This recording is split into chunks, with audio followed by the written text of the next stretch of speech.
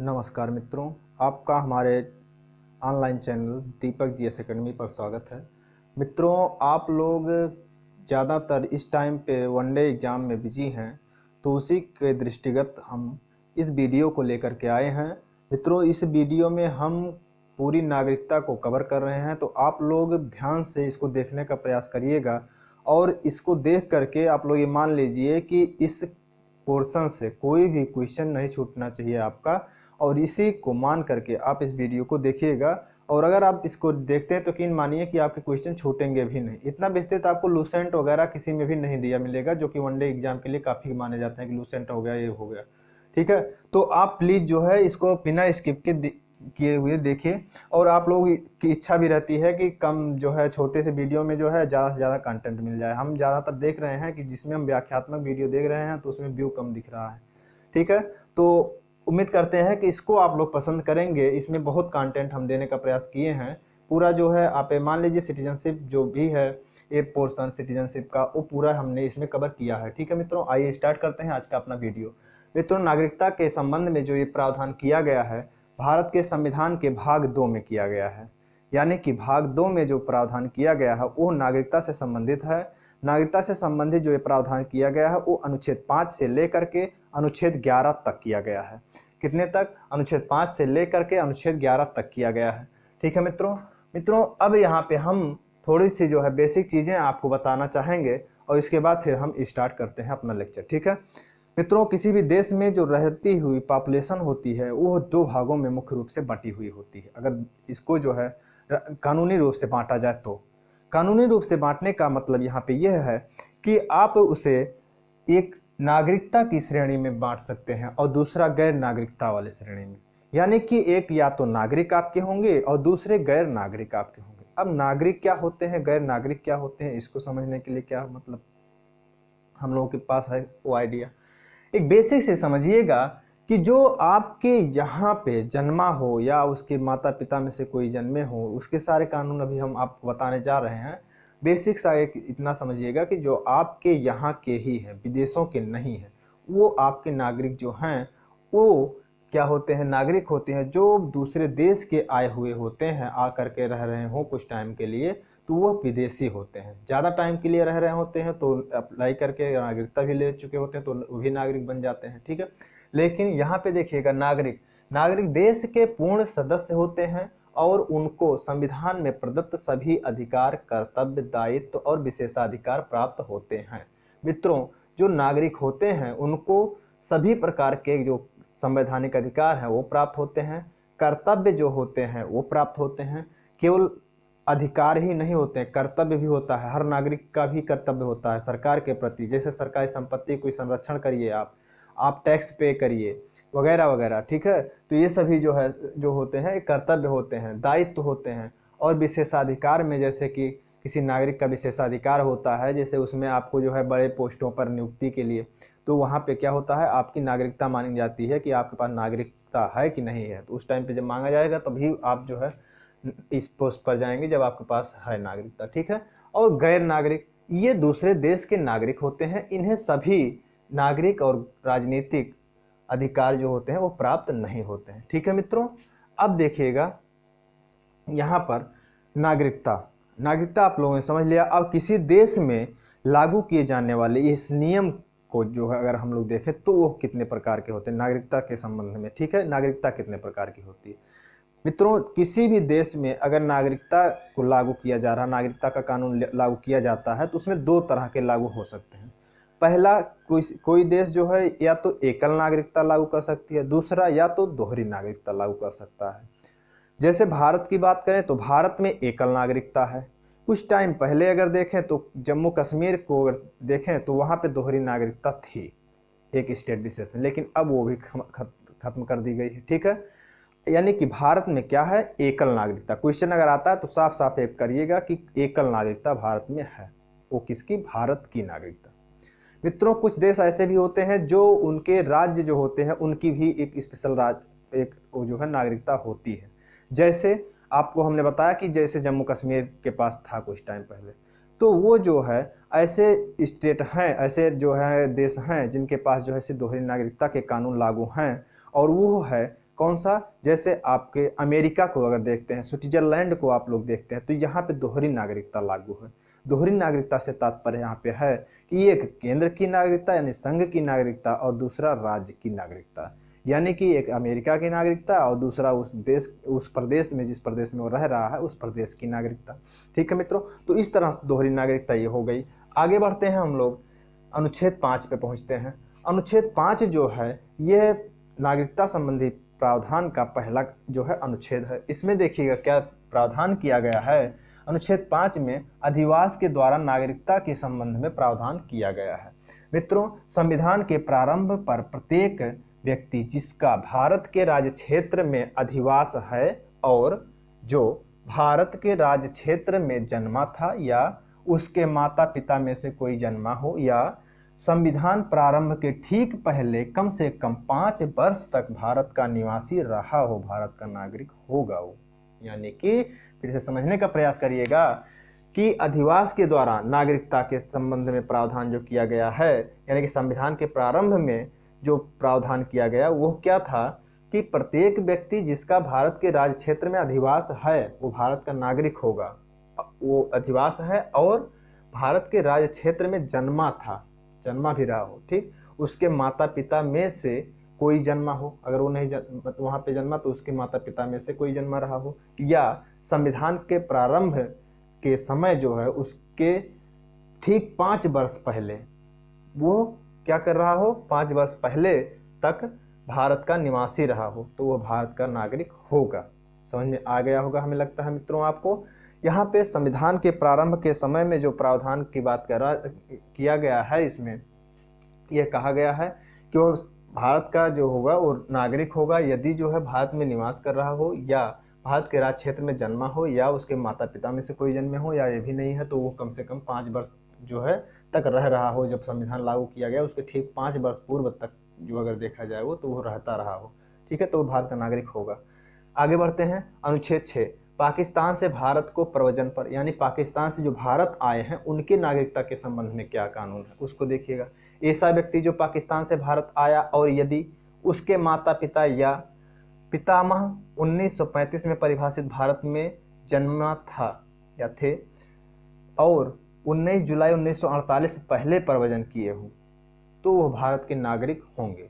यानी कि मित्रों, ऐसे व्यक्ति जो पाकिस्तान से भारत आए हैं और यदि उनके माता पिता या मातामह पितामह में से कोई एक जो है 1935 के परिभाषित भारत में, यानी कि पाकिस्तान और बांग्लादेश जो है इसमें से भी जो है अगर जन्मे रहे हों, तो भी जो है वो भारत के नागरिक माने जाएंगे यदि 19 जुलाई 1948 से पहले भारत में आ गए। अगर इससे लेट आते हैं तो उसके लिए भी है, उस व्यक्ति द्वारा संविधान लागू होने से पूर्व आवेदन किया गया हो और अधिकारी द्वारा पंजीकृत कर लिया गया हो। यदि वो बाद में आना चाह रहा है या बाद में आया है तो वो क्या करे, उस टाइम पे आवेदन किया गया हो और वो पंजीकृत कर लिया गया हो, तो वह 19 जुलाई 1948 के या उसके बाद भी आता है तो भारत का नागरिक होगा। ठीक है मित्रों, आगे बढ़ते हैं। यहाँ पे दिया गया अनुच्छेद 7, पाकिस्तान को प्रव्रजन पर, यानी कि कोई व्यक्ति पाकिस्तान को चला गया हो और फिर भारत में आना चाह रहा है अस्थायी निवास के लिए, तो उसके बारे में कहा गया है यहाँ पे। इसमें देखिएगा, पाकिस्तान को प्रव्रजन पर कोई व्यक्ति जो 1 मार्च 1947 के पश्चात भारत से पाकिस्तान को गया और पुनः पाकिस्तान से भारत में अस्थायी निवास के लिए जो है लौट आया हो, तो वह भारत का नागरिक होगा। ठीक है मित्रों, आगे देखते हैं। 8 अनुच्छेद 8 जो है इसमें देखते हैं रजिस्ट्रीकरण के द्वारा इसमें कहा गया है। यानी कि मित्रों यहाँ पे आप लोगों ने देख लिया, या तो दोनों में जो है 5, 6 में, 7 में आप लोगों ने अब तक जो देखा उसमें देखा कि या तो यहाँ पे रह रहे हैं या तो लौट करके चले आए हों, लेकिन जो रह भी नहीं रहा और लौट करके आया भी नहीं है उसकी नागरिकता के संबंध में क्या प्रावधान किया गया है। यानी कि जैसे विदेश में रह रहा हो कोई और लेकिन भारत का नागरिक रहा हो, जैसे भारत का कोई व्यक्ति है और बाहर रह रहा हो और आया भी नहीं हो, तो उसके बारे में क्या प्रावधान किया गया है। इसमें देखिएगा, रजिस्ट्रीकरण द्वारा ऐसे व्यक्ति जो संविधान प्रारंभ होने के समय भारत में नहीं थे और उसके माता पिता या पितामह पितामही आदि अविभाजित भारत में पैदा हुए रहे हों और वह उस समय देश की उस देश में स्थित भारतीय दूतावास में आवेदन किया हो तो वह भारत का नागरिक हो सकता है।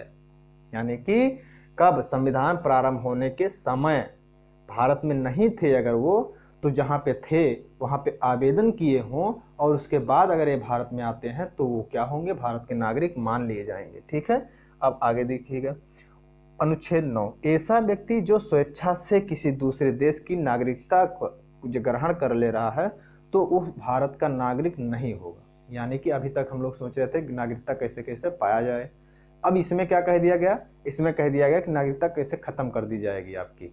तो यहाँ पे डरा दिया, देखिए इसमें कह रहा है ऐसा व्यक्ति जो स्वेच्छा से किसी दूसरे देश का नागरिकता अगर ग्रहण कर लिया तो आपकी नागरिकता तो गई।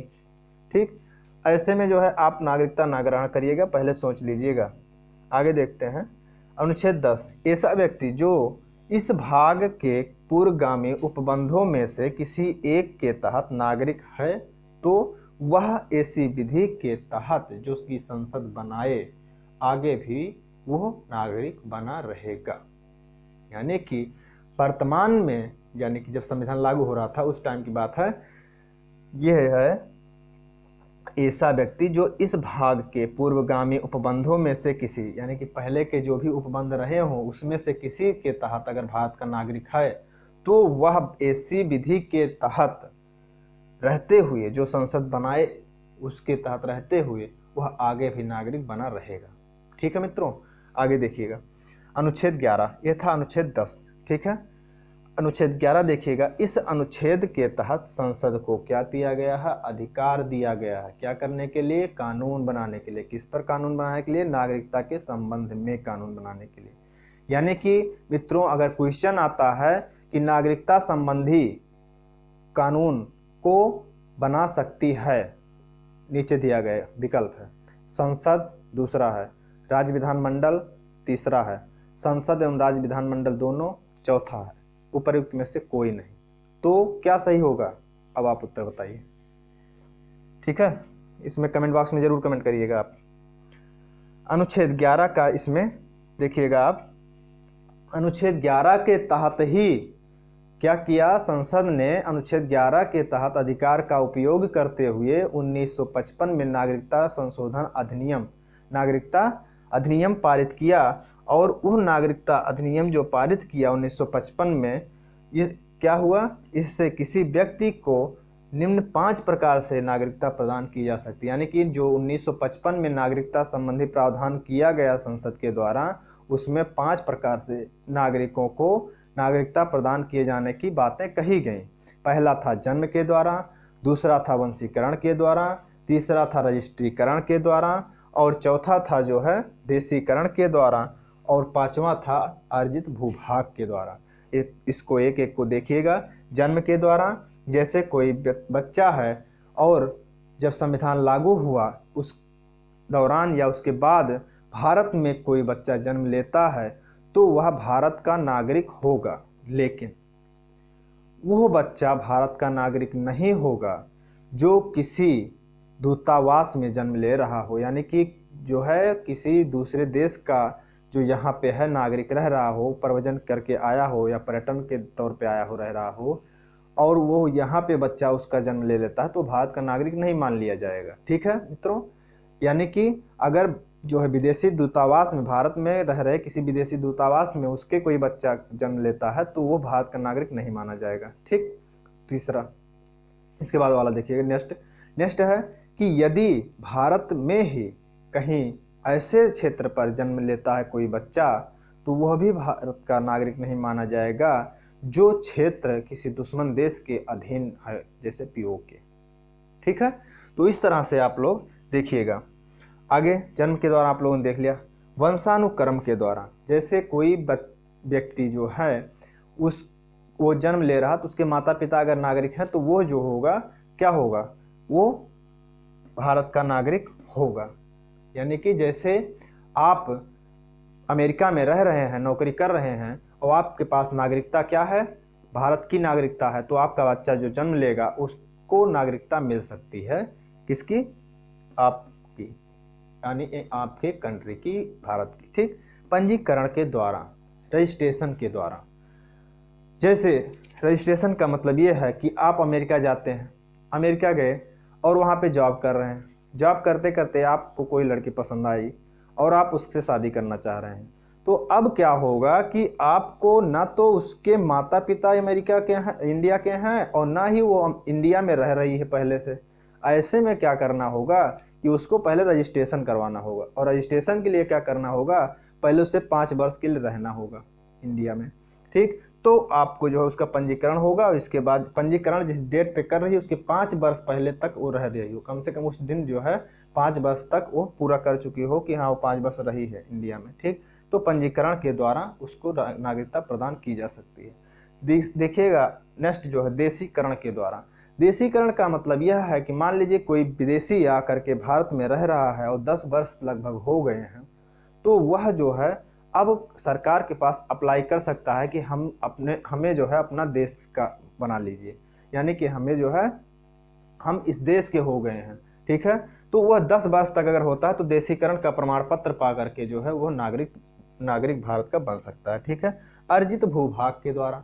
अर्जित भूभाग का मतलब यहाँ पे यह है कि अगर भारत किसी भी क्षेत्र को अर्जित करता है तो उस क्षेत्र में निवास करने वाले जो लोग होंगे वो भारत के नागरिक हो जाएंगे स्वतः ही। जैसे पीओके को अगर भारत जो है कब्जा करता है तो वो क्या होगा, पीओके में रहने वाले लोग जो होंगे भारत के नागरिक मान लिए जाएंगे। ठीक है, तो इस तरह से तो इन्होंने बताया 5 प्रकार से कि नागरिकता हम देंगे, यानी कि नागरिकता किस प्रकार से कोई व्यक्ति पा सकता है।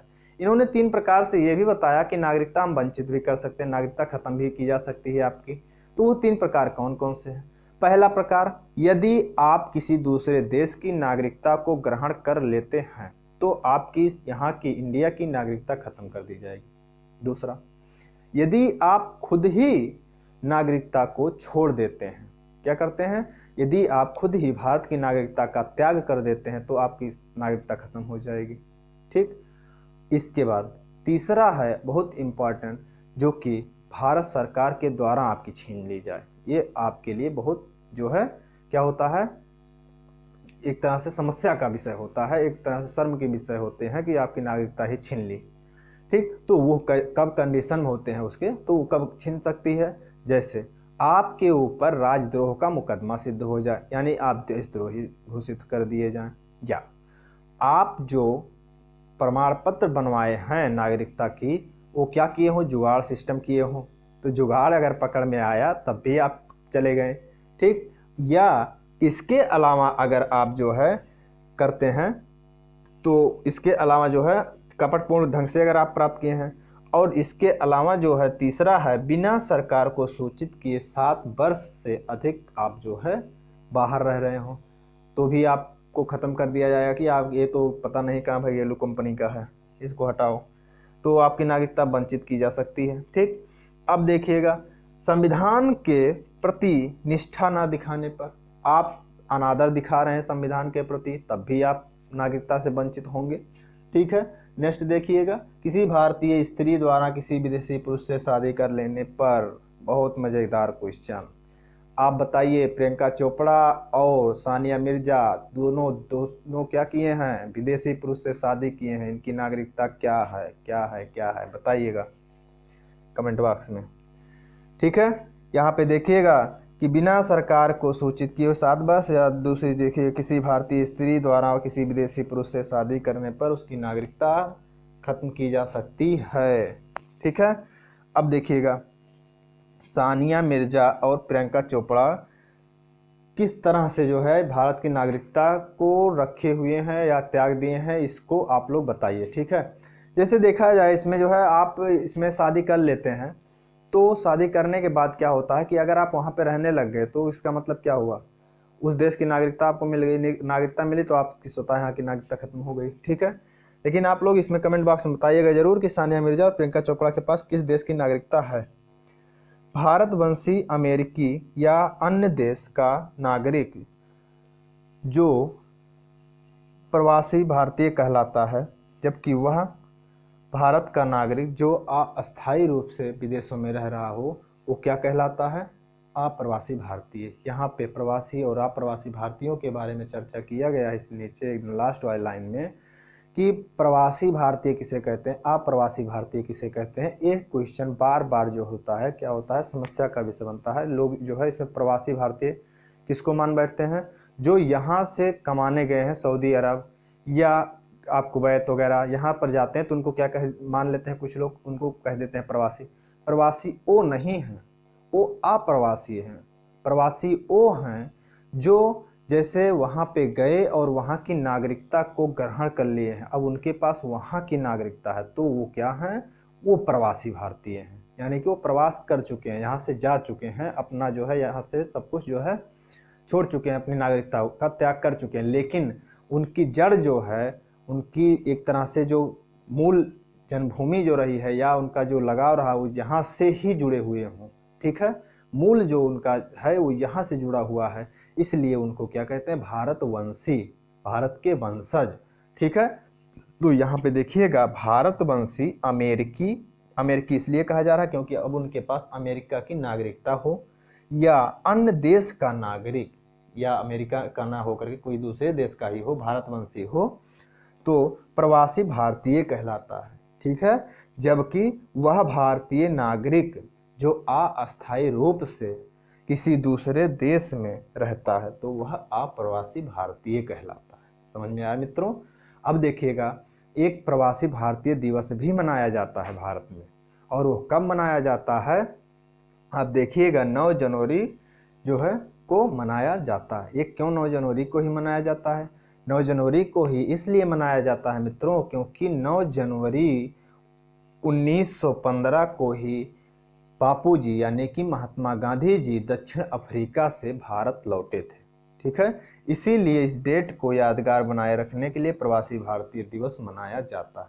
क्वेश्चन ये बनता है कि प्रवासी भारतीय दिवस जो मनाया जाता है उसको मनाए जाने के लिए किस समिति ने रिकमेंड की थी, यानी कि किस समिति की सिफारिश पर जो है 9 जनवरी को प्रवासी भारतीय दिवस मनाया जाता है, तो वह थे एल.एम. सिंघवी समिति के जो है सिफारिश पर। ठीक है, एल.एम. सिंघवी थे, उन्हीं के द्वारा जो है उन्हीं की अध्यक्षता में एक समिति गठित की गई थी, उस समिति के सिफारिश पर जो है क्या किया जाता है, 9 जनवरी को ये मनाया जाता है। उम्मीद करते हैं दोस्तों आज का वीडियो आपको पसंद आया होगा। इसमें कंटेंट बहुत थे, अच्छे आपको कंटेंट हमने जो है इसमें डालने का प्रयास किया। आप लोग चाहते भी हैं कि छोटा सा वीडियो हो, उसमें ज़्यादा से ज़्यादा फैक्ट हम लोगों को मिल जाए, ज़्यादा टाइम हम लोगों को ना देना पड़े, तो हम जो है इसमें वही करने का प्रयास किए हैं। मित्रों उम्मीद करते हैं कि आपको ये वीडियो पसंद आया होगा। ठीक है, तो अगर वीडियो पसंद आया है तो प्लीज़ जो है आप वीडियो को लाइक करिए और कमेंट बॉक्स में कमेंट भी करिए। और हाँ, यदि आप चैनल पर नए हैं तो प्लीज़ मित्रों आप चैनल को सब्सक्राइब जरूर करिए। ठीक है, और इसको जो है जो भी दिए गए हैं इसको बिना स्किप किए हुए देखिए, कई बार देखिए, इससे आपका कॉन्सेप्ट क्लियर होगा। ठीक है, तो मिलते हैं नेक्स्ट वीडियो में, तब तक के लिए जय हिंद जय भारत।